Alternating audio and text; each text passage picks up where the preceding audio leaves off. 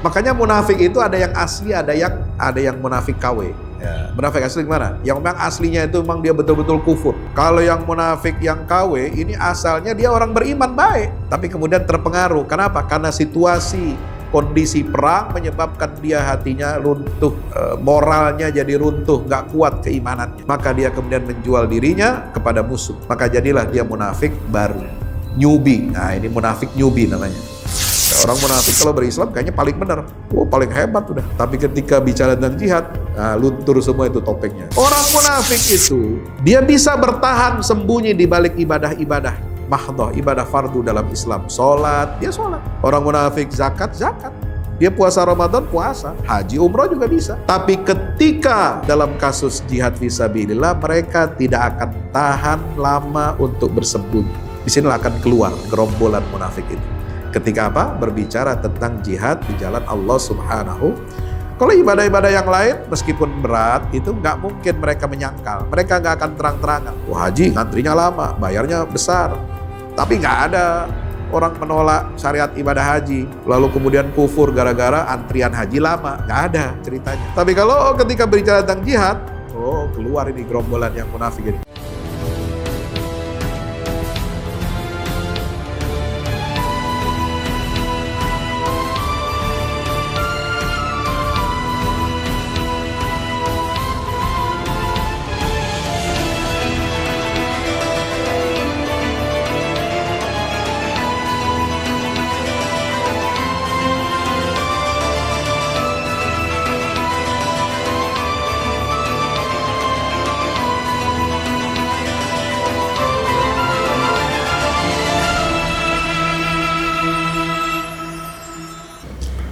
رضيت بالله ربا وبالإسلام دينا وبمحمد نبيا ورسولا سبحانك لا علم لنا إلا ما علمتنا إنك أنت العليم الحكيم رب زدنا علما وارزقنا فهما أحييكم بتحية الإسلام السلام عليكم ورحمة الله وبركاته الحمد لله والشكر لله ولا حول ولا قوة إلا بالله Allahumma salli wa sallim wa barik ala nabiyyina Muhammad wa ala alihi wa sahbihi wa barik wa sallim ajma'in. Usi nafsi wa iyyakum bi taqwallah, ittaqullaha haqqa tuqatih wa la tamutunna illa wa antum muslimun. Alhamdulillah, puja puji syukur marilah kita panjatkan kehadirat Ilahi Rabbi Allah Subhanahu wa taala, satu-satunya Tuhan yang kita sembah, satu-satunya Tuhan yang kita mintakan pertolongan, satu-satunya tempat kita berharap, tempat kita bersandar. Dialah Allah Subhanahu wa ta'ala yang memberikan rizki kepada seluruh hambanya, tidak berlebih, tidak berkurang, dan tidak akan tertukar satu dengan yang lain. Maka mari kita senantiasa bertawakal, senantiasa berprasangka baik kepada Allah, senantiasa kita memenuhi hak-hak ubudiyah Allah Subhanahu wa ta'ala atas hambanya dengan menjalankan semua perintah Allah dan menjauhi semua larangan-larangannya. Amin ya rabbal alamin. Salam dan salam mari kita sampaikan kepada junjungan kita baginda Rasulullah Muhammad sallallahu alaihi wasallam serta seluruh keluarga, para sahabatnya, mudah-mudahan tercurah limpahkan untuk kita semua hingga yaumil kiamah. Hadirin hadirat Bapak Ibu yang dirahmati Allah, kajian kita pada kesempatan siang hari ini melanjutkan kajian tadabbur atau tafsir Al-Quran berkaitan dengan kisah di dalam Al-Quran mengenai kaum munafik, perilaku, perangai, akhlak mereka. Bapak Ibu yang dirahmati Allah, jika kita perhatikan atau anatomi Al-Quran ya, kita perhatikan batang tubuh, isi, kemudian struktur ayat-ayat Al-Quran dan surat-suratnya, maka kita akan mendapati surat-surat Makkiyah, surat-surat Al-Quran yang turun pada periode Makkah, yaitu sebelum Nabi Muhammad SAW dan sahabatnya hijrah ke Madinah, itu lebih didominasi oleh kisah umat-umat terdahulu. Ya, umat-umat yang dibinasakan oleh Allah, umat-umat yang sudah didakwahi oleh para nabi dan rasul terdahulu, tetapi mereka ingkar Mereka membangkang, lalu kemudian mereka diazab dan dibinasakan oleh Allah Subhanahu wa taala. Nah, di sela-sela kisah itu banyak pelajaran buat kita tentang tauhid, tentang hari kebangkitan, ya, tentang risalah para nabi dan rasul terdahulu. Nah, setelah Nabi hijrah ke Madinah, surat-surat dan ayat-ayat yang turun itu biasanya oleh para ulama ahli Al-Quran disebut atau diistilahkan dengan surah Madaniyah. Artinya apa? Surat-surat yang turun kepada Rasul setelah beliau hijrah ke Madinah. Apa anatomi isi surat Madaniyah ini? Itu lebih kepada cenderung atau didominasi tentang tuntunan syariat, ya, dalam semua aspek kehidupan, dan juga didominasi oleh ayat-ayat tentang kisah, ya, kisah perjuangan Nabi Muhammad dalam mendakwahkan Islam ini kepada kaum ahli kitab. Siapa ahli kitab? Yaitu umat Yahudi dan Nasrani. Umat yang mengklaim beriman kepada risalah yang dibawa oleh Nabi Musa alaihissalam dan yang mengklaim beriman kepada risalah yang dibawa oleh Nabi Isa. Ya, dua umat ini meskipun rumpunnya sama dari satu suku bangsa Bani Israel, ya, keturunan daripada Nabi Yakub, tetapi mereka bertolak belakang. Ya, Yahudi hanya beriman sampai kepada Nabi Musa, dan setelah itu tidak beriman kepada yang lain. Ya, nah, terutama Nabi Isa alaihissalam dan Nabi Muhammad SAW. Ya, mereka hanya beriman kepada risalah Taurat, tidak beriman kepada risalah yang dibawa oleh Nabi Isa dalam kitab Injil, apalagi yang dibawa oleh Nabi Muhammad SAW berupa Al-Quranul Karim. Nah, Nasrani ini juga bertolak belakang dengan risalah yang diusung atau diimani oleh orang-orang Yahudi. Ya, walaupun sama-sama rumpun Bani Israel. Nabinya adalah Nabi Bani Israel. Ya, hanya Nasrani ini kemudian memisahkan diri dari dakwahnya atau risalahnya umat agama Yahudi. Ya, kemudian mereka menyebarkan ajaran agama ini ke seluruh penjuru dunia dengan misi yang disebut dengan misi Kristen atau at-tabsyir. Ya, dakwah di kalangan umat Nasrani ke seluruh penjuru dunia. Sementara Yahudi ini agamanya bersifat eksklusif. Dia tidak menjadi agama dakwah, agama yang disebarkan di seluruh dunia, enggak. Ya, ini bedanya Yahudi dengan Kristen. Jadi kalau Yahudi ini agamanya nasionalistik, agamanya menyatu dengan kesukuan, baik itu melalui ucapan maupun perbuatan, tapi hati mereka dan batin mereka menyembunyikan kekufuran kepada Allah dan Rasulullah SAW. Apa dalilnya? Surah Al-Baqarah 8-10. Wa minan nasi may yaqulu amanna billahi wa bil yaumil akhir wa ma hum bimu'minin.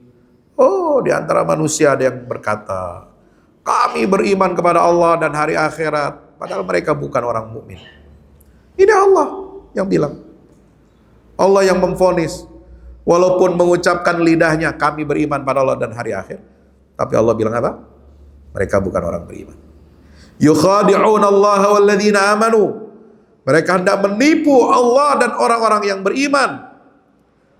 Ya, wa ma yakhda'una illa anfusahum. Ya, apa namanya? Yukhadi'una Allah walladzina amanu wa ma yakhda'una illa anfusahum, ya, wa hum yash'urun. Wa hum la yash'urun. Mereka hendak menipu Allah dan orang mukmin, padahal yang mereka tipu hanya diri sendiri dan mereka tidak menyadari itu. Fi qulubihim maradun fazadahumullahu marada wa lahum adzabun alimun. Ya. Di dalam hati mereka itu ada penyakit. Apa penyakitnya itu? Melihat agama ini barang mainan.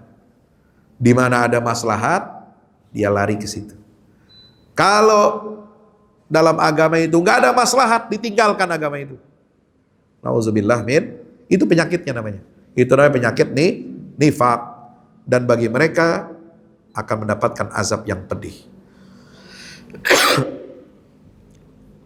Dalam surah Al-Mujadilah ayat 16 Allah Ta'ala menyatakan apa? Ittakhadhu aymanahum junnatan fasaddu an sabilillahi walahum adzabum muhin. Mereka menjadikan sumpah mereka itu sebagai perisai. Jadi ucapan 2 kalimat syahadat mereka itu hanya dijadikan apa? Tameng, perisai. Supaya apa? Menjaga mereka supaya tidak dihukum kisos. Sebab kalau orang kafir, orang murtad dari agama itu kan ada hukumannya. Ya, nah, orang munafik ini dia bertameng. Loh, saya kan sudah mengucapkan syahadat, nggak boleh. Haram menyentuh harta, darah, dan kehormatan saya. Nah itu. Padahal isinya dalam hatinya dia kafir. Gara-gara itulah maka Nabi tidak bisa mengeksekusi orang munafik. Kan ada Umar dan sahabat lain minta supaya apa? Dipenggal kepala orang munafik ini. Kata Nabi apa? Nggak bisa. Saya khawatir orang mengatakan nanti di luar bahwa Muhammad SAW membunuh dan memenggal kepala sahabat-sahabatnya. Kenapa? Karena mereka masih punya apa? Ucapan 2 kalimat syahadat. Dan mereka tidak mau terang-terangan murtad dari agama Islam. Tapi cara Nabi memperlakukan mereka bagaimana? Kalau ada orang munafik mati, Nabi nggak mau ikut sholat. Nabi nggak mau ikut ke kuburan mereka, dan Nabi dilarang untuk berdoa ya di atas kuburan mereka. Itu ada ayatnya dalam surat At-Taubah. Nauzubillah min dzalik. Ya. Ittakhadhu aymanahum junnatan fasaddu. Bukan hanya menjadikan tameng, perisai ucapan kalimat la ilaha illallah itu, tapi mereka menghalangi manusia dari jalan Allah. Kerjanya orang munafik ini apa? Melemahkan barisan kaum muslimin, ya, mencegah orang, menghalangi manusia dari jalan Allah. Mereka akan membuli syariat. Orang beriman, ngakunya beriman tapi membuli syariat, menjelek-jelekkan syariat Islam. Nah, itu ciri orang munafik. Dulu sampai zaman sekarang sama itu. Ya, atau dia merekayasa ajaran baru yang bukan asli syariat Islam yang diwahyukan oleh Allah kepada Rasulnya, lalu kemudian menyebarkannya bahwa inilah syariat Islam yang benar. Nah, sekarang kan di model zaman sekarang ini, sekarang ada namanya proyek liberalisasi. Ya, Islam liberal. Islam dalam konteks ajaran yang sudah jinak disesuaikan dengan ya kehendak kekuatan global. Nah, itu agama baru itu. Agama liberal namanya. Ya, kita nggak boleh ikut-ikutan begitu. Ini sudah dirubah. Ajaran Islam dijauhkan dari ruhnya. Ajaran Islam hanya sholat saja tapi tidak ada jihad. Ajaran Islam itu hanya puasa saja tapi tidak ada pendidikannya, tidak ada ekonominya. Ya, ajaran Islam hanya di masjid saja. Nah, itu ajaran Islam baru namanya. Zaman Nabi nggak ada model begitu. Zaman Nabi semua ajaran Islam ini menyatu dengan seluruh aspek kehidupan umat manusia. Ya. Hadirin rahmati Allah. Nah, lalu kemudian bagaimana kata para ulama? Ya, apa yang menjadi titik pisah kaum munafik ini dengan orang-orang beriman? Ya, ternyata titik pisah kaum munafik dari orang beriman ini adalah ketika Allah turunkan syariat jihad kepada Nabi kita Muhammad sallallahu alaihi wasallam. Ya, gitu. Allah Ta'ala jelaskan hal ini dalam kitabnya. Juga Nabi Muhammad SAW menjelaskan dalam sunnah beliau, di antara kondisi dan sifat yang paling khusus dan menonjol dari orang munafik adalah sikap mereka terhadap jihad fisabilillah. Kenapa? Karena tadi awalnya apa? Perang Badar. Ya, awalnya mereka cenderung apa? Berpihak kepada kaum musyrikin. Kenapa? Melihat orang musyrik pasukannya lebih banyak. Maka mereka mundur, nggak mau ikut dalam pasukannya Nabi SAW. Nabi jadi cuma pasukannya tinggal 300 orang. Ya, tadinya hampir 1000 yang mau ikut. Orang munafik mundur. Jadi tinggal 313, itulah sahabat yang asli. Ya, yang lain dipimpin Abdullah bin Ubay bin Salul itu nggak mau ikut. Kenapa? Secara hitung-hitungan di atas kertas pasti kalah. Ya, kenapa? Karena kaum musyrikin jumlahnya lebih banyak, persenjataannya lebih lengkap dan lebih siap. Sementara umat Islam ketika masuk perang Badar itu kurang persiapannya. Tapi Allah memberikan kemenangan. Ya, makanya apa? Setelah itu orang-orang munafik ini pura-pura dia mendekat, pura-pura jadi orang soleh. Oh, kami itu kemarin mundur bukan karena kita nggak suka ya berperang, tapi karena kami ada uzur, ada begini-begini macam-macam alasan. Mereka berpihak kepada yang menang. Siapa yang kuat, mereka akan nempel, mereka akan mendompleng. Ya, kenapa syariat jihad ini menjadi titik pisah? Karena jihad itu adalah ibadah yang agung, mengandung kesulitan-kesulitan yang besar, dan tentu saja secara naluri fitrah manusia, jiwa manusia, fitrah manusia itu nggak suka perang. Kenapa? Perang itu ongkosnya besar, ya, apalagi perang akidah. Dampak dari perang ini ongkos ekonominya besar. Itu perang kemarin Pakistan India. Itu kelihatannya kerugiannya cuma sedikit, ya, berapa kapal jatuh, ya, berapa drone hancur gitu kan. Tapi kalau itu panjang, itu urusannya nggak gampang. Ya, makanya perangnya cuma sebentar itu, ya, cuma di berapa 1-2 hari, ya. Kenapa? Kalau prediksi perang betulan lama, itu ongkos perangnya besar, seperti yang terjadi di Gaza. Itu perangnya besar. Sudah lebih dari 1,5 tahun, ya, mungkin kerugiannya, ya, dihitung hanya kalau dampak perangnya langsung itu mungkin nggak terlalu besar, tapi kalau dampak ekonominya, dampak kepada pariwisatanya, dampak kepada hubungan internasional, dampaknya kepada rekonstruksi nanti, dampaknya ini dan sebagainya, itu ongkosnya luar biasa besar. Maka orang nggak mau. Orang yang berakal sehat, ya, awalnya pasti nggak mau perang. Makanya apa? Wah, kita walaupun punya senjata banyak, Indonesia beli senjata ini, beli pesawat ini, ya, kapal perang, ada kapal selam dibeli yang baru-baru, cuma beli doang. Kalau disuruh perang mah nggak mau. So apa? Dampaknya besar, ongkosnya besar buat masyarakat, ya, buat negara itu ongkosnya besar. Ya, ngurusin makanan bergizi aja belum beres. Ini mau ada perang lagi, ongkosnya lebih gede lagi. Mau minjem kemana kita? Nggak bisa. Nah, itu secara naluriah begitu. Makanya Al-Quran mengatakan, kutiba alaikumul qital wa huwa kurhun lakum. Kalau diwajibkan perang itu pasti akan kalian nggak suka. Ya. Kalian akan nggak suka. Karena secara naluriah, hitung-hitungan ekonomi itu pasti akan merugi. Asa an takrahu syai'an wa huwa khairul lakum wa asa an tuhibbu syai'an wa huwa syarrul lakum. Maka disitulah ujian keimanan. Kalau memang Al-Quran Allah sudah menetapkan kewajiban jihad fisabilillah, mengerahkan segala sumber daya untuk berperang mengalahkan musuh-musuh Allah, maka tidak ada pilihan kecuali kita mengatakan sami'na wa ata'na. Tapi harus punya kekuatan mental untuk menghadapi konsekuensinya. Konsekuensinya apa? Ya, pasti masyarakat nanti akan antri. Ada kelaparan sebentar. Antri makan. Kenapa? Suplai makanan pasti akan terganggu. Suplai ekonomi, ya, supply chain, barang-barang, kebutuhan pokok pasti akan terganggu. Kenapa? Karena ada perang. Nah, disitulah teruji keimanan kita. Kita ini mau, ya, seperti misalnya perang dulu di Indonesia atau di Nusantara sebelum kemerdekaan, ada perang di Ponorogo, ada perang ini, perang Padri, perang Aceh, macam-macam. Ya, ada yang kuat. Ada yang nggak kuat. Yang nggak kuat bisa dibeli oleh musuh, akhirnya jadi berkhianat. Akhirnya dia jadi antek musuh, antek penjajah. Ya, itu biasa terjadi. Sama di Palestina juga begitu. Ada yang kuat, ada yang enggak. Yang nggak kuat, ya akhirnya dia apa? Menjual diri, menjual jasa untuk jadi apa? Mata-mata penjajah. Ini penyakit di mana-mana. Maka kita harus hati-hati. Makanya munafik itu ada yang asli, ada yang munafik KW. Ya, munafik asli gimana? Yang memang aslinya itu memang dia betul-betul kufur. Kalau yang munafik yang KW ini asalnya dia orang beriman baik, rajin sholat dan ini. Tapi kemudian terpengaruh. Kenapa? Karena situasi, kondisi perang menyebabkan dia hatinya runtuh, ya, moralnya jadi runtuh, gak kuat keimanannya.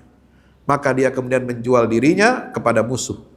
Maka jadilah dia munafik baru, newbie. Nah, ini munafik newbie namanya. Nah, itu dua-dua itu mungkin terjadi kalau dalam kondisi perang. Makanya kata para ulama apa? Orang munafik itu, ya, dia bisa bertahan sembunyi di balik ibadah-ibadah mahdhah, ibadah fardu dalam Islam. Sholat, dia sholat. Orang munafik zakat, zakat. Dia puasa Ramadan, puasa. Haji, umroh juga bisa. Tapi ketika, ya, dalam kasus jihad fisabilillah, mereka tidak akan tahan lama untuk bersembunyi. Di sinilah akan keluar gerombolan munafik itu. Ketika apa? Berbicara tentang jihad di jalan Allah Subhanahu. Kalau ibadah-ibadah yang lain, meskipun berat, itu nggak mungkin mereka menyangkal. Mereka nggak akan terang-terangan.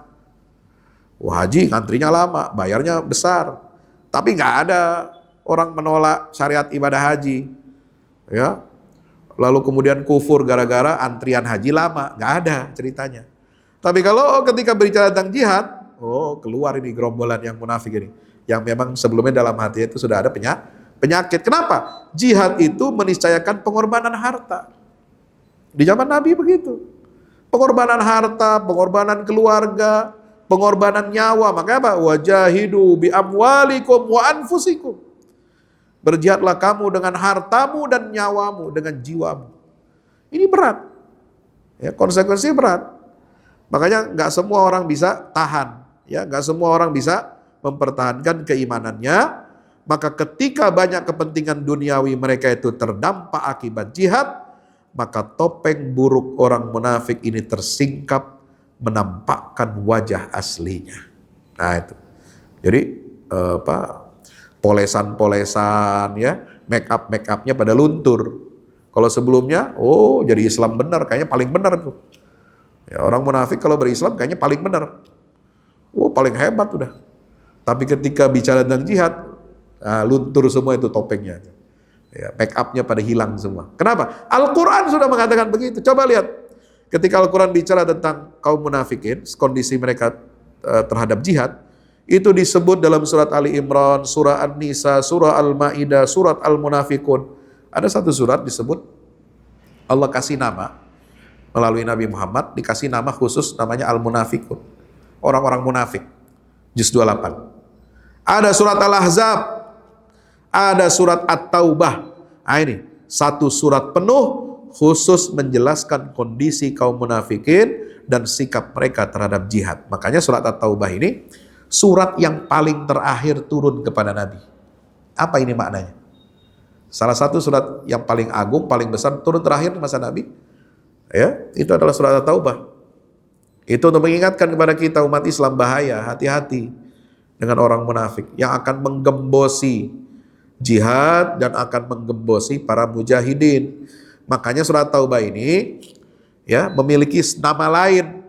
Apa nama lain surat Taubah? Al-Fadhihah, Al-Mu'abbirah, Al-Muqashqishah, yang artinya surat yang membongkar, surat yang mengekspos skandal keburukan hati orang-orang munafik.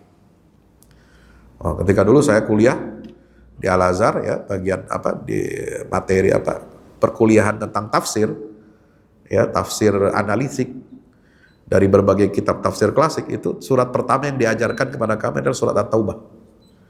Ya, surat Taubah dari tafsir Al-Qurtubi, dari tafsir Tobari, Ibnu Katsir, itu diajarkan kepada mahasiswa Al-Azhar. Kenapa?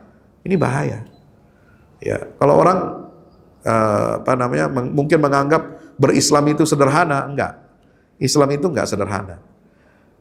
Atau menganggap berislam itu ringan, iya ringan awalnya. Ketika kita mengucapkan asyhadu alla ilaha illallah, sudah kelihatannya ringan, tapi setelah itu berat berislam itu. Makanya yang bisa masuk Islam, menjalankan Islam kafah itu hanya orang-orang pilihan. Ya enggak sembarangan. Nah, maka kita harus latih terus, kita harus perbaharui terus keimanan kita supaya kuat. Karena Allah perintahnya bagaimana? Ya ayyuhalladzina amanu dukhulu fis-silmi kafah. Wahai orang-orang beriman, masuklah kamu ke dalam Islam, jalankan syariat Islam ini secara kafah. Kalau udah masuk Islam, nggak boleh setengah-setengah. Kalau masuk Islam niatnya cuma setengah-setengah, nah itu jadi munafik. Nauzubillah min zalik, ya. Maka itu kita harus menghindarkan diri dari sifat munafik ini. Insya Allah. Apa tanda-tanda orang munafik dalam Al-Quran? Yang pertama adalah cemoohan, ejekan mereka terhadap orang-orang yang bekerja untuk agama Allah dan yang berjihad dengan apa saja yang mereka mampu. Coba lihat surat Taubah 78-79. Alam ya'lamu annallaha ya'lamu sirrahum wa najwahum wa annallaha 'allamul ghuyub. Ya, ini lengkap nih. Ya. Tidakkah mereka mengetahui bahwa orang munafik, ya, tidakkah orang-orang munafik mengetahui bahwa Allah mengetahui rahasia dan bisikan mereka? Dan Allah itu maha mengetahui segala yang gaib. Nah ini, jadi kalau kita ketika Allah mengatakan Allah alamul ghuyub, itu harus hati-hati. Allah itu mengetahui semua apa yang kita sembunyikan dalam hati kita. Tahu. Apa yang kita niatkan dalam pekerjaan kita, Allah tahu. Istri kita mungkin nggak tahu. Teman dekat kita nggak tahu. Anak kita nggak tahu, tapi Allah tahu. Kenapa? Karena Allah yang memiliki hati kita, yang mengetahui seluruh rahasia dalam hati kita. Siapa mereka ini? Alladzina yalmizunal mutawwi'ina minal mu'minina fis shadaqat. Ayat 9, ayat berikutnya mengatakan apa? Orang munafik itu adalah orang yang mencela orang-orang beriman, yang memberikan sedekah mereka dengan sukarela. Ya, kepada para ketika panggilan jihad itu biasanya Nabi ya mengumpulkan, menggalang dana. Menggalang dana apa? Untuk mendanai jihad fisabilillah. Karena jihad kan mesti pakai senjata. Kalau jihad bil qalam, jihad bil lisan, jihad bil hal, nggak pakai senjata. Jihad ngomong, nah itu amar ma'ruf nahi mungkar, jihad ngomong, tapi ada konsekuensinya. Itu nggak pakai senjata. Jihad dengan pena, ya, saya nulis buku, itu namanya jihad juga. Menjelaskan ajaran Islam kepada umat, kepada orang. Meluruskan kekeliruan-kekeliruan, aliran sesat, itu jihad. Tapi dengan pena. Ya, nggak pakai beli senjata. Ya. Apalagi jihad pendidikan, itu semua nggak pakai senjata. Tapi kalau untuk jihad fisabilillah, di makna kita itu jihad apa? Pasti memerlukan apa? Senjata. Senjata itu apa? Dibeli dengan uang, dengan infak, dengan sedekah, bukan dibeli dengan pasir. Ya. Namanya senjata, nggak ada orang jualan senjata dibeli pakai pasir, nggak ada, pakai uang. Makanya kemarin Saudi Emirat itu kan beli senjata dari Amerika ratusan miliar dolar, itu beli pakai uang Pak, bukan pakai pasir belinya. Ya, mahal, gitu ya. Maka ketika Nabi mengumpulkan itu apa? Mereka ini mencela orang-orang beriman yang memberikan sedekah dengan sukarela. Walladzina la yajiduna illa juhdahum. Dan mereka mencela juga orang-orang yang tidak mendapatkan harta untuk disedekahkan selain kesanggupannya. Ya, orang-orang dulu berlomba-lomba. Kalau ada panggilan jihad, semua berlomba-lomba untuk apa? Bersedekah. Baik yang punya kelapangan maupun yang tidak punya. Mereka sesuai dengan kesanggupannya. Fayaskharuna minhum. Orang munafik itu apa? Mengejek. Ngapain? Kumpul-ngumpulin duit. Mendingan buat makan daripada buat jihad. Ngapain? Ya, boikot Israel. Mendingan makan di KFC daripada kita kelaparan. Nah, itu kan blow on orang ngomong kayak gitu. Ya. Orang nggak ngerti, ya. Ini suka mengejek, orang mengejek. Ya, ngapain itu jihad di Palestina, ngapain itu? Udah, tunggu aja, tahan diri aja, namanya Israel, bengis, kejam, ngapain kita lawan? Kalau kita lawan dia kita pasti matinya lebih sadis lagi. Nah ini, orang, nanti banyak tuh, ucapan-ucapan begitu, dalam Quran, zaman dulu itu sudah ada. Lau ata'una ma qutilu. Ada Al-Quran mengitir dalam surat An-Nisa, sekiranya orang-orang Islam itu mentaati kami, ya nggak usah perang lah ngelawan orang-orang itu. Makutilu, mereka tidak akan terbunuh di medan perang. Nah itu kan rasional ya, rasional, kelihatannya rasional. Ya, kalau perang pasti terbunuh, kalau perang pasti akan ada pembantaian. Ya, coba ikuti apa kata-kata kami. Udah nggak usah ikut, nggak usah perang. Kalian akan selamat. Tapi Allah membalas ucapan itu dengan apa? Qalu law na'lamu qitalan lattaba'nakum. Allah mengatakan apa? Kalian itu mau mati di medan perang atau juga mati di atas kasur, nggak perang juga sama saja. Ya, itu ada ayat yang mengatakan demikian. Ya, maka itu Allah Subhanahu Wa Taala mengatakan apa? Sakhirallahu minhum. Allah mengejek mereka. Walahum adzabun alim, dan bagi mereka azab yang sangat pedih. Istaghfir lahum. Aw la tastaghfir lahum. In tastaghfir lahum 70 marratan falan yaghfirallahu lahum. Sama saja engkau wahai Nabi Muhammad memohonkan ampunan bagi mereka atau tidak memohonkan ampunan bagi mereka, ya. Walaupun engkau memohonkan istighfar bagi mereka 70 kali, Allah tidak akan memberikan ampunan kepada mereka. Nauzubillah min zalik. Hadirin dirahmati Allah. Kemudian tanda-tanda mereka apa? Mereka itu tidak bersedia, ya, serta benci kepada orang-orang yang berjihad itu mengorbankan jiwa dan harta mereka di jalan Allah. Ini bahkan ayat surat Taubah ayat 81 mengatakan farihal mukhallafuna bimaq'adihim khilafa Rasulillah wa karihu ayyujahidu bi amwalihim wa anfusihim fi sabilillah wa qalu la tanfiru fil har qul naru jahannam ashaddu harran law kanu yafqahun. Orang-orang yang ditinggalkan tidak ikut berperang, ya, itu orang munafik. Itu merasa gembira.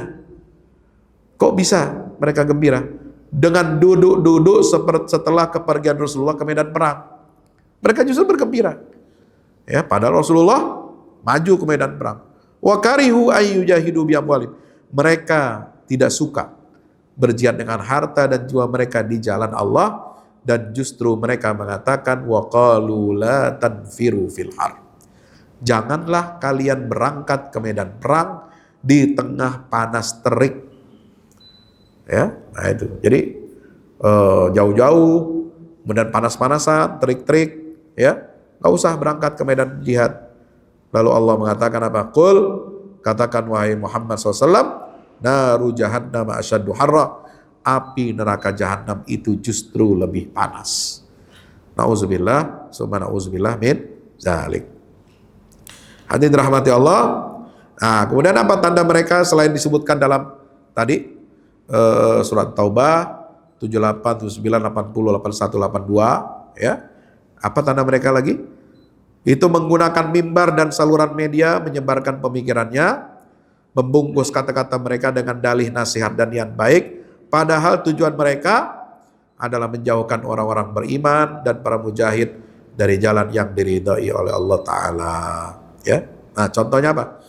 Orang munafik ini mendirikan apa? Masjid Dirar. At-Taubah ayat 107. Walladzina takhadhu masjidan diraran wa kufran wa tafriqan bainal mu'minin wa irsadan liman haraballaha wa rasulah. Orang-orang munafik itu, ya, mendirikan masjid. Nah, itu masjidnya Allah sebut sebagai masjid Dirar, ya. Dirar itu apa? Menimbulkan kemudaratan pada orang-orang beriman.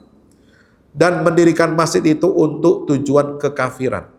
Mendirikan masjid untuk memecah belah di antara orang-orang beriman, ya.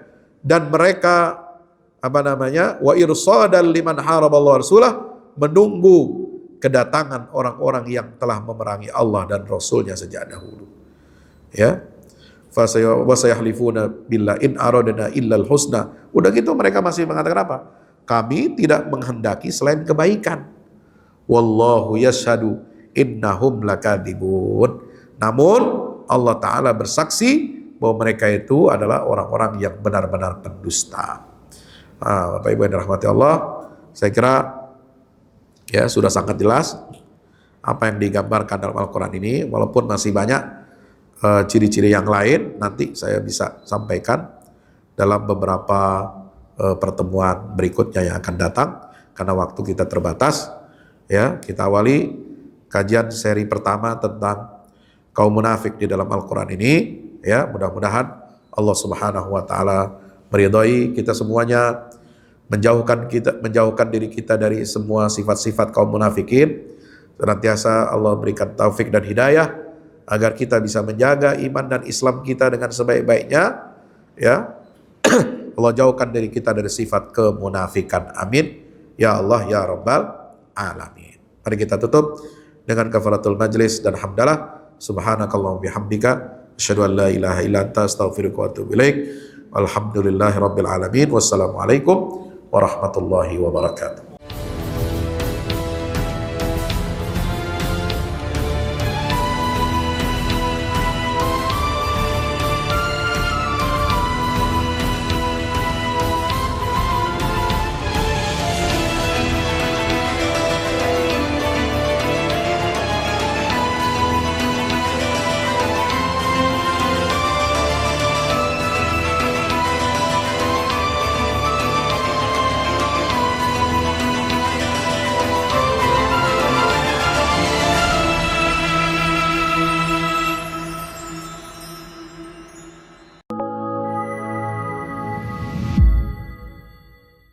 Yang terbaru dari Ustadz Fahmi Salim, buku Runtuhkan Zionis Rebut Baitul Maqdis, buku yang siap membuka cakrawala pikiran dan batin sahabat, sudah bisa dipesan sekarang juga. Hasil yang dicapai para mujahidin dalam pertempuran Badai Al-Aqsa 7 Oktober 2023 memiliki arti penting ataupun nilai strategis, bukan hanya dalam pembuktian bahwa kekuatan Israel bisa dikalahkan bahkan oleh pihak yang memiliki persenjataan jauh di bawahnya, melainkan juga dalam menyadarkan dunia Islam, terutama para pemimpinnya yang memilih menjadi penonton ketimbang membantu sesama saudaranya. Buku ini adalah salah satu bentuk dukungan dan ikhtiar dengan niat berjuang bersama-sama dengan mujahid Palestina. Tak sekedar memberikan informasi, membeberkan fakta atau data kepada khalayak di Indonesia. Buku ini juga hadir untuk meluruskan tudingan bahkan fitnah terhadap para pejuang di sana. Betapapun kita berada jauh dari Al-Quds, melalui buku ini kita akan dapatkan bagaimana kita bisa memperoleh pahala yang sebanding dengan para pejuang di garda terdepan di negeri perlawanan Palestina. Dapatkan buku Runtuhkan Zionis Rebut Baitul Maqdis segera.